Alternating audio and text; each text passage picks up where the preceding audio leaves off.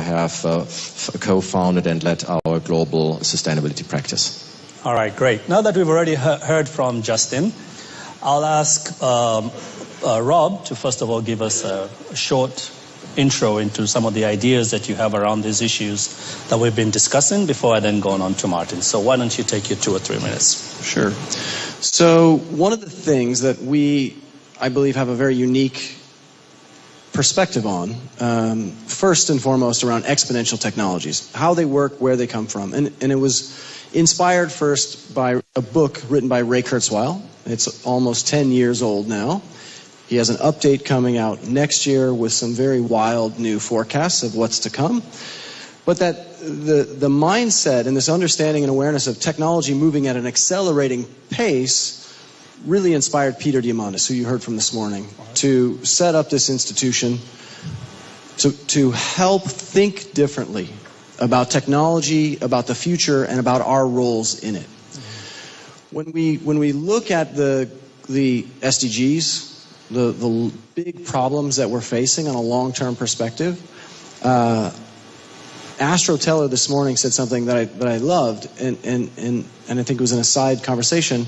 He said that these problems have not been solved before us for many reasons. But first, we should be aware that we will not be any smarter, we will not have any more money than those who have come before us, which is sort of an interesting thing.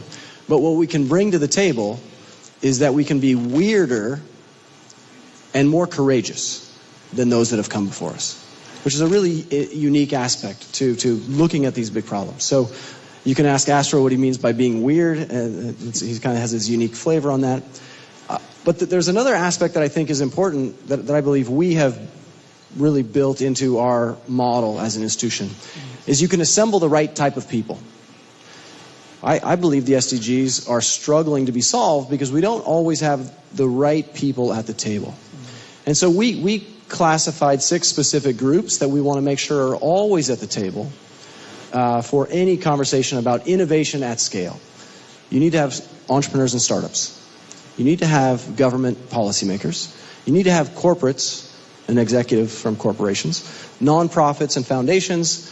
You need to have other educational institutions and universities, and you need investors and finance groups.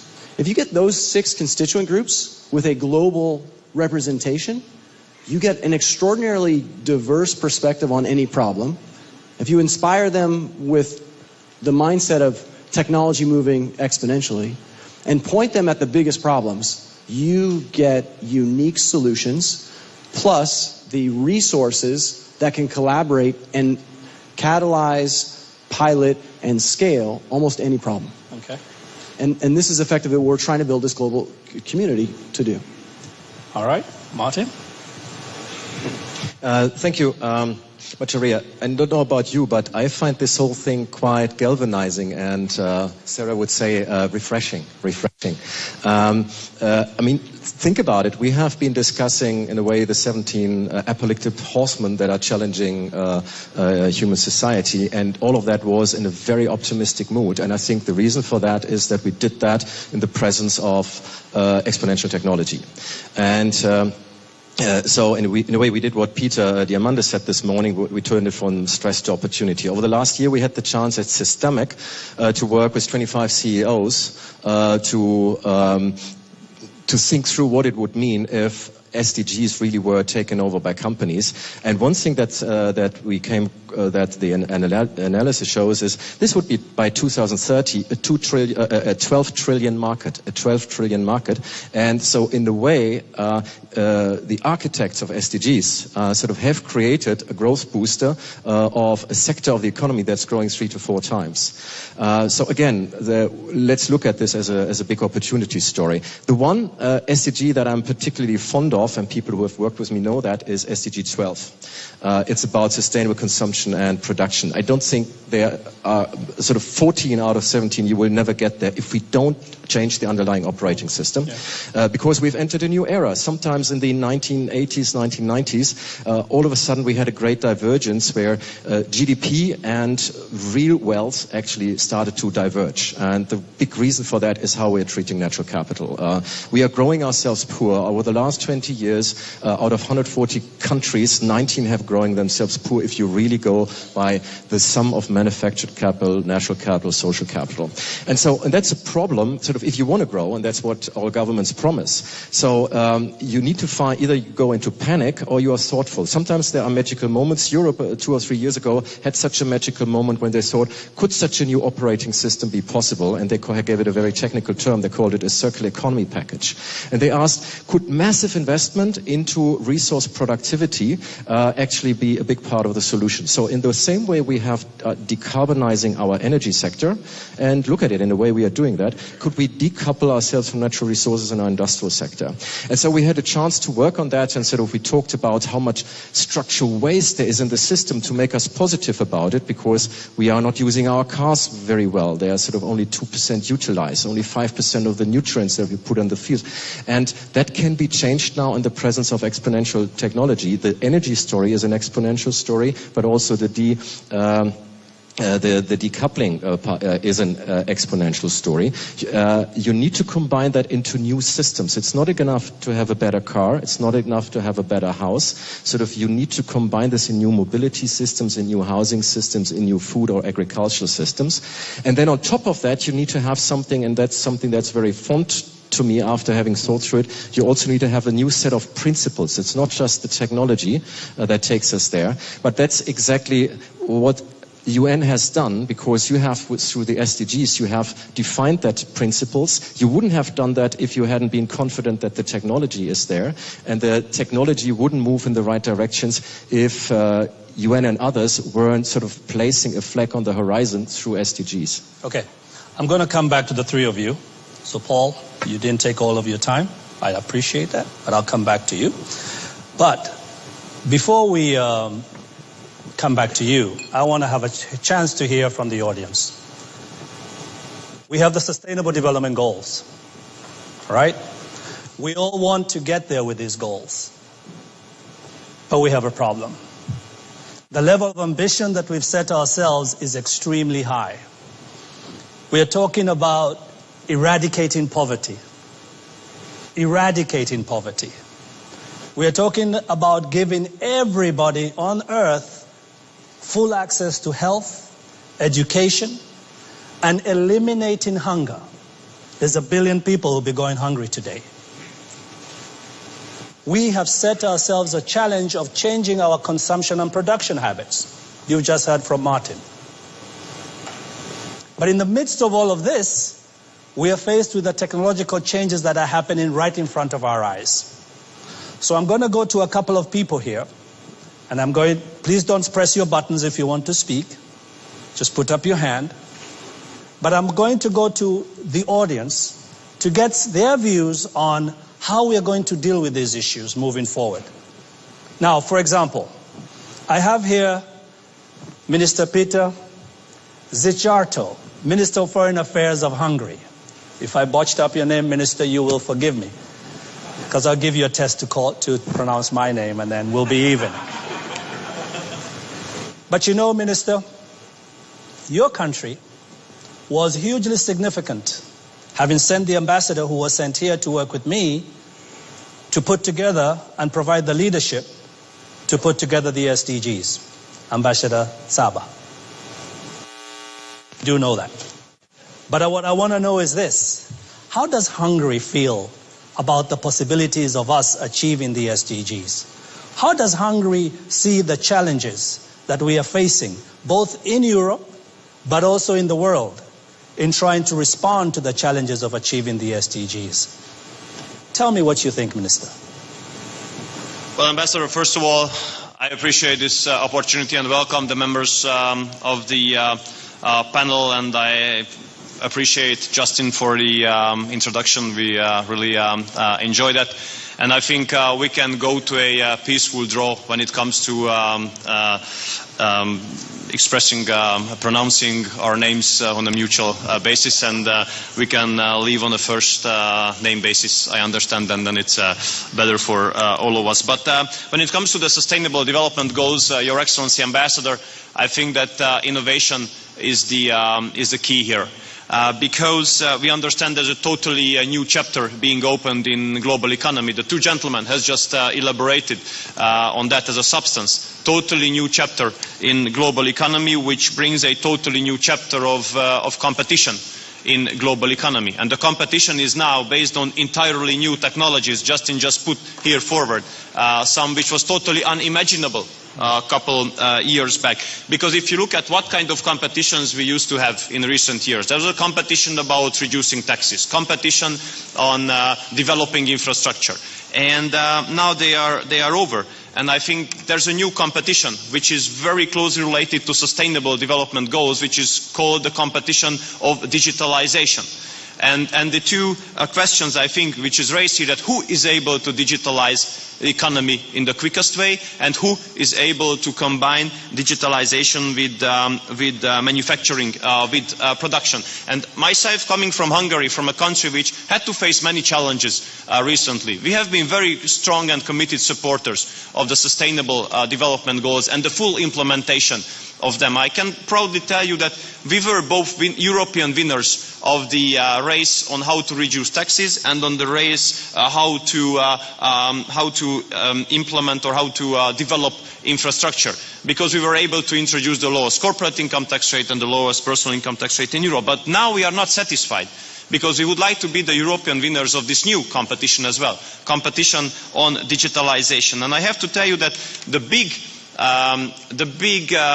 ultra-modern high-tech companies, of those who are the flagships, how to transfer to the new type and new era of industry. Actually, they don't look only at Hungary as a manufacturing base anymore, but as an R&D and innovation base, as it is just written behind your back. As a proof of that, 20% of our GDP comes now from digital economy, and 15% of the Hungarian people are being employed in digital economy. And in order to win this new race, in order to attract more and more high-tech investments in the country and to step Hungary into a new phase of economic growth, our goal is to be 2 years ahead of the European schedule of digitalization. And if you just let me tell you the two goals, sustainable goals we have for 2018 and 2020. Since we have now the third most developed 4G network globally, until 2018, we want every household in the country and every companies in the country to have an access to a super speed internet of 30 megabit per second. That's why we decrease the VAT for internet service from 18 to 5%, and we would like to be the regional center for 5G developments and 5G tests. And by 2020, as sustainable goals, we want at least half of the country to have an access to 100 megabit per second internet access, and globally we would like to be among the first ones to broadly utilize the 5G networks. And I really do think, Ambassador, that helping everyone, helping our populations to get to the digital environment, to the digital developments, is something what would be very, very important in the fight against poverty, the fight against inequalities, what you have just rightly pointed out here. Because I think many of us don't really know that already next year, Internet of Things will be much more widely spread than mobile phones, for example. So we have to address this, Ambassador, and thank you very much for giving me the floor. No, I'm not going to let you go that easily, Minister. Minister, don't you worry that there are some negatives associated with this huge wave of digital and cyber revolution? How do your labor movements in your country feel about this? Are there any threats to jobs? Is it all just great opportunities? Tell me, are there no fears that you're having to manage in your society? Well, Ambassador, Your Excellency, for people, the most important things are jobs, definitely.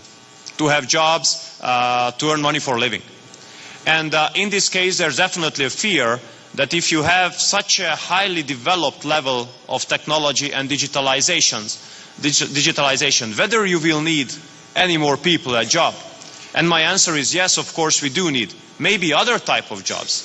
But we governments really do have the responsibility to address this issue in a way to make people eligible to fulfill the new type of criteria. That's why we strengthen the vocational training in high schools and in universities. That's why we radically increase the number of state-financed seats on universities and the faculties of IT and engineering and mathematics and econometrics to make people be able to fulfill these new kinds of requirements. When it comes to threats and dangers of digitalization, I think many of the countries, that one as well, where we are now located, could tell us long stories about threats, especially on the cyber field.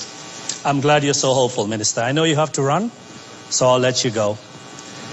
Listen, there is something we have to understand about what was said by Justin a little earlier today. This is the fourth revolution, right?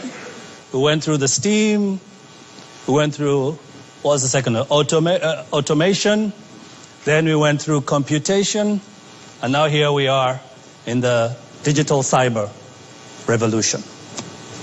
Nothing we can do is going to stop the train of change. It's the only constant. It's a truism, it's a boring truism, but it's one that we have to figure out how we are going to deal with. So I'm going to ask David Roberts. You are the chair of the iQubit, or is it 1Qubit?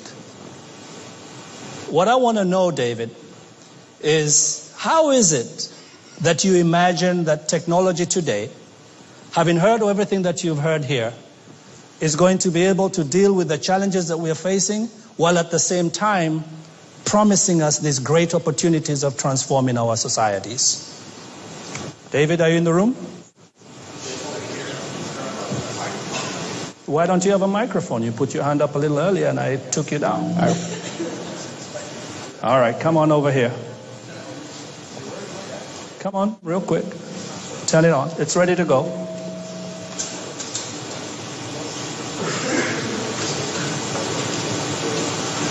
Justin is being practical. I think you're asking how do we balance these opportunities and threats moving forward. So I think our first insight is that the opportunities don't come without the threats. We don't get it for free. What we know, though, is that over time, at least everything that we've seen in history, the opportunities, when you sum them up and you sum up all the threats, we always end up positive.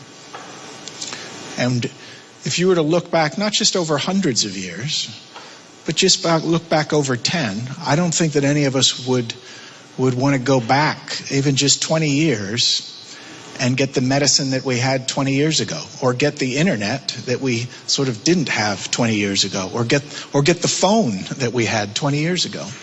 So to me, there are positives and negatives that come with this, and the management, I think, has to come with a potential imbalance. And that one is probably a real threat. That the past is not a good indicator always of the future. Okay, that's very good. Do I have a minister from a developing country here? Where's my minister? Where are my ministers from developing countries? I wanted to ask them if that resonates with them. Ambassador, I'm going to put you on the spot. Ambassador of Rwanda. You heard, see, nobody's going to fall asleep on my watch. You see, Ambassador, and I know you weren't asleep, I'm just picking on you because you're my friend. But you heard what was said. all right, that this revolution, and if I'm misinterpreting you, David, forgive me, okay, that people were not left behind before. Were people left behind before? Do you believe this revolution is going to be able to make sure that no one is left behind anymore? Do you believe that?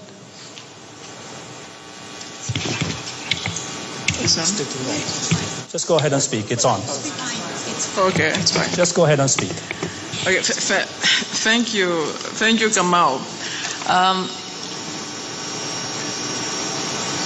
Is this revolution going to leave no one behind? First of all, I don't think we didn't have people left behind before. Let's be clear about that. Is that we just have much more accurate information today. We have better data today, so we are able to know exactly who's left behind, and to just be able to track the characteristics of those left behind. Okay. Now, speaking to how we should leverage technology and how we can leverage technology, I don't think we have a choice here, really. We absolutely have to leverage technology. There is no way we are going to achieve those ambitious targets we set up for ourselves, which you reminded us just a few minutes ago. There is no way we are going to without embracing technology. Of course, that comes with risk, but it's much more riskier to go without technology. That I think we shouldn't have any question about that. It's much more riskier. Now, we will not be able, none of us here will be able to do it alone. And that is what is, I think, beautiful about the SDGs, just bringing so many of us together, and by so many of us, not the government only. What I find really more than inspiring since this morning. It's pretty rare that we will stay in events as we did since this morning. But what I find inspiring is precisely to just have glimpses of what could be done. Of what could be done. Therefore, our role here as government representatives is really those partnerships need to be created, need to be cemented, and we will have to put in place the environment that will be open to innovation, to this business. And let us know when, it will be a process of trial and error. Let us know when the environment is not quite right. We are open, we should be open and flexible to adjusting that environment. Thank you. Ambassador, the reason I picked on you is because we know, I think everybody knows, what Rwanda has done with embracing the digital economy and how it's transformed that country in a very, very short time.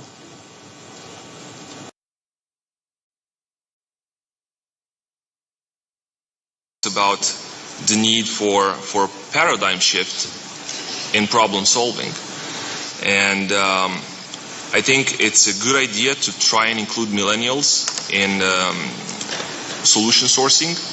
I think that they have a different perspective on things and might offer, this disruptive solutions that we so desperately need. Because disruption actually is synonymous with paradigm shift. It means, in this case, not connecting the dots, but connecting all dots. And how do we do that? And here I have a specific example on what Romania is trying to do, is basically having internet access as a universal service, available to all. So the people that cannot afford an internet subscription have that subscription subsidized by the government. And this is something that we're just starting now to discuss and develop, because we see the need to connect all dots. Do you think it'll be truly functional in rural Romania? Yeah. Will it be able to bring the population together? It's the only way. It's the only way, and I think that what's wonderful again about the SDGs in this context of opportunities and risks, right, positives and negatives, is that they have some inherent values, right? The SDGs actually mean value-driven actions. And if the values are true and correct, and they are, then there's nothing to, stand between us and these objectives. Okay. Let me take a couple of more countries. Japan. Where is the minister? Yeah, Japan. You may understand these 10 years, the Japan science community producing a lot of the Nobel laureate, physics, chemistry, bioscience. But those prizes haven't yet produced values, market values and social values. It's okay. Science policy. One science policy is producing the such kind of the scientific accomplishment, world top level. But another side, science policy, science and technology policy, produce the and achieve the SDGs. I mean, I impressed Justin show us the methodologies. Very important. My understanding is the first point is the identification the themes to be analyzed, and second phase is analysis based upon the collecting the data. But the traditional science education focusing upon those stages. But third stage is important. Design. You stress the design. Design for what? Design for take actions, for produce values, SDG, 17 values. But my observation is the global science and technology community haven't yet recognized such methodology. Now they are changing rapidly, but still their mindset. I'm in charge of the science policy, but straightforward speaking, those people, most of the scientists, not only Japan, but also the other countries, still they stick their methodologies. So this is final word is the SDG is the great gift, not only for the human beings and us, but also the SDG given global science and technology community to transform their methodologies and mindset. That's my point. Okay. So the framework for SDGs, you think, gives great hope to scientists and technologists to be able to organize their work in one direction? Yes. Yeah. Minister, we've been hearing a lot here about the wonderful opportunities about what science, technology, and innovation can do to bring us to where we want to be with the SDGs. In Ethiopia, you have enormous developmental challenges. Do you see Ethiopia being able to get onto this bandwagon of the fourth revolution that is coming to drive cyber opportunities, internet opportunities? Do you see this happening in Ethiopia? Do you see this as a real possibility? Can it solve your fundamental problems on poverty? Can it? Yeah, thank you very much for the opportunity. Yes, the opportunities we have are enormous now, but it needs preparedness at national level. Preparedness in terms of appropriate policy, appropriate strategy, plans, programs, and connecting the different dots as we are discussing this morning so that the people at the grassroots level can harness the opportunities and change them into livelihood, impact-making activities. If I pick two examples on the role of STI in changing lives, in achieving the SDG goals, very recently, the government of Ethiopia expanded its higher education system. Like when I was a college student, we had only 2 universities. Now we have 46 public universities and 4 private universities. So one of the challenges we have been facing since the last couple of years was education quality. So to address that, to address the issue of education quality, the government invested a lot and brought one unique connectivity mechanism called the Ethiopian Education and Research Network. A network not going through the traditional telecommunication line, but through electricity line, which takes data from the central database to each university. That also is connected to video conferencing systems. That means a professor of surgery conducting surgery in one operation theater in one corner of the country can transmit that message, that information, that lecture, that practical activity to many other connected universities in the country. That is, in one way, helping us to fill the gap in education quality. My second example is on agriculture.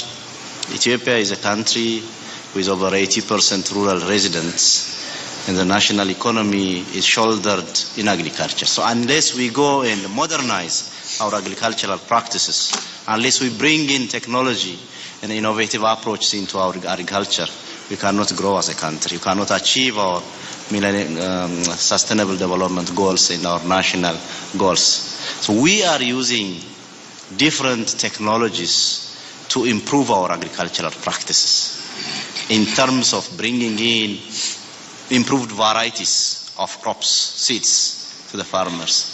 Connectivity helping the farmers to give them the opportunity to sell in a better market so that they can increase their household income.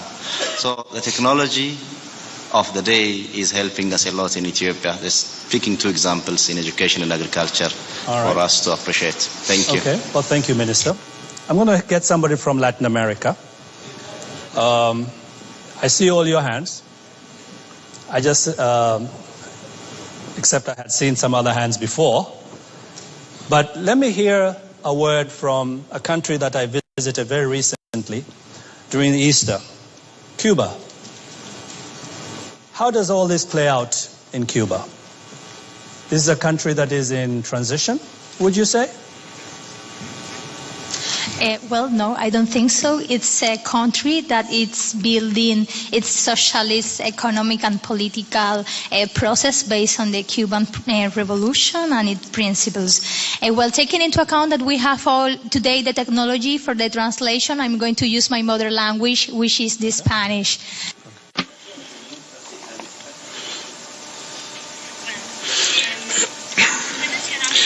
As you mentioned, Ambassador, as you mentioned, sir, Cuba of innovation and technology as key to implementing the 2030 Sustainable Agenda development. However, there are major limitations in developing countries that not only impede our connectivity but also prevents us from having the necessary infrastructure and knowledge that we need to take full advantage of ICTs. Here's my first question. How can we ensure that we have at the international level more political commitment and will to mobilize the resources needed to transfer technology and to support developing countries in this area to make sure that they can actually implement the 2030 Sustainable Development Agenda? That's my first question. And the second one is, as we were saying, our government has been focusing on SDG to benefit our society as a whole and our people, and this has been undermined by the financial and economic and other blockades imposed by the US for over 50 years, and we saw a loss of over $59,208,700 as a result of this last year. So we focus specifically on education and health, and we were the first country to get rid of mother-to-child HIV transmission because of major research progress. And we also have been researching how to tackle better cancer and to leverage our STI. So here's my question. As I said at the outset, how can we make sure that at the international level we have more political will to help developing countries to ensure that technology transfer does take place and all the skills needed to achieve sustainable development. Thank you. Before I go back to the audience, I'm going to come back to my panel. I'll give them half a minute each, a couple of minutes each, just to respond to what they've heard so far. They gave some ideas. The question is, do these ideas resonate with what you said? So, Justin. I'm struck by the desire of so many countries to achieve these sustainable development goals. And Cuba asked, in essence, how do we ensure not just that each country owns sustainable development goals, but also helps to support the SDG of all of them and others, more developing nations as well as developed nations. Looking for test beds, or what Astro called sandboxes, or maybe it was, sandboxes. Sandboxes are places that have a will and the courage to explore. And usually they're smaller countries where there's less bureaucracy and where there's a real desire to leapfrog over the awkward phases that more developed countries have gone through. So I know that in my own case, I've worked with smaller nations in order to implement educational changes. And I would be happy, and I think many other technologists would be happy to partner with less wealthy, less developed nations, once again, to work to leapfrog over some of those awkward periods into a future where technology has its primary goal, social good. Okay. So this morning you heard from Peter Diamandis, and he talked about the 6 Ds of exponential technologies. And one of the most exciting aspects is that technology becomes democratized very quickly in this digital age. That's amazing because now ideas can come from anywhere, but there's also a flip side. It means things move very quickly. In fact, at an exponential pace. And so when new ideas and concepts and platforms like Uber, for example, I imagine most of us are aware of Uber by now, when it is unleashed on the world, it's in the hands of the consumers instantly. And everybody uses it. And then we realize this is an amazing new product, and probably no one wants to go back to the world before Uber in the areas where we're using it. But then the regulatory bodies realize, wait a minute, we're now completely disrupting the way that we've been doing things, the structure, the tax incentives, the infrastructure of our government. With exponential technologies, which continue to accelerate, regulatory bodies and institutions that are supposed to be representing and helping slow the pace of things that are potentially bad for us, morally, ethically, or other, economically. Regulatory function no longer works.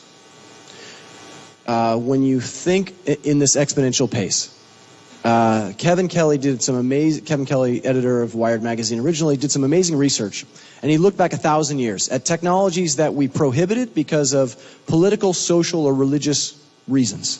1,000 years ago, it would take 300 years for that technology to be unlocked. Today, it's gone to zero.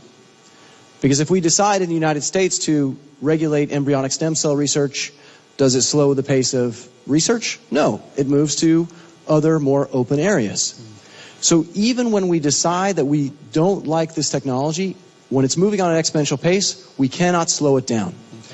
And when you talk about ethical and moral issues, who now is deciding? Because the ethics of the United States versus China versus Nigeria versus the Middle East, radically different. And we had the Asilomar conference and convention for biotech in the 70s, and now we have a whole new tier of technologies in biotech and robotics and AI that are fundamental and are testing all of our limits. But Martin, I know you have a different take on regulation. Because in your experience, regulation isn't exactly Sort of what I'm hearing from all of you is how we are wrestling with the technology octopus, and every one of us can tell a story of how it is taking SDGs because it's giving us the shelter, it's giving us the mobility, it's giving us the energy, it's giving us the consumables that we want. And on the other hand, everyone can tell a story how it doesn't, how it's a jeopardy for manufacturing jobs, how it in fact sort of can increase some of the environmental challenges. And there are very concrete examples I could talk about. One of my hobbies, which is ocean plastic, where currently the sum of all innovations that we see in the plastic economy is taking us further away from a solution because we don't work on a systemic one, which is sort of creating the materials and the systems that afterwards keep it at the highest value, though, so there is an economic value to take it back. Rather than that, sort of we are increasing the zoo and the diversity of different materials, which is making the economics for the waste pickers and for the cities and for industry more difficult. And so, again, everyone would have many examples where technology doesn't. And so I think so there needs to be something so that we need to do to make sure it's not a bad disruption, but it's a good disruption. So, and let me offer one idea which sort of it's markets. I think when we need to learn market design again. That's the new sport. We need to learn market design. So we wouldn't be celebrating solar PV today in the way we have it as a new exponential technology if someone hadn't been there who said we are organizing a market and offtake for power. And we wouldn't have. And the same thing will come to happen to us now again and again. Labor is sort of the new labor sort of will enter the market in completely different forms. The same as energy. It will enter the market because it's distributed and because you can store it and you can balance it. It's a completely new commodity. And or sharing sort of creates and we can't, and currently we're responding to that with our idea of a market design of the 20th century. And we talk, should we regulate, should we not regulate? I think we need to get smart in the way we are creating those future markets. And I don't think that the regulation word is particularly helpful. I think we need to be we need to be innovative market designers and market organizers in order to make sure this technology serves the SDGs that we want. Exactly. So regulation can drive markets if it's smartly done to a place where we want it to be, such as in solar energy, as you gave me the example of a lunch. Brazil. Why don't you put your hand up so that the guy can see where you are? There's a few other hands here that I want to come back to. All right, go ahead. You first, you and you. Thank you very much. And we'll come back this way. Thank you very much, Macharia. Thank you. And let me thank the PGA for organizing this very interesting and very innovative event, also in its format, because it's not every day that we see this type of format here at the UN. Why don't you introduce yourself so that people know who you are? I'm Duarte. I'm a Deputy Permanent Representative of Brazil here at the Permanent Mission at the UN in New York. I just have 2 points and one question. Please.